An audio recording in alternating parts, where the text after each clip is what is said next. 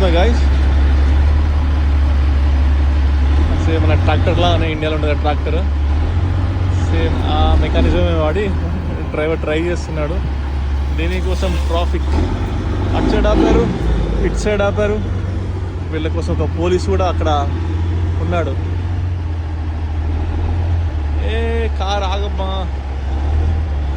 వీనికేమో అవతలేదు. ఎట్లా డ్రైవర్ సాధించాడు.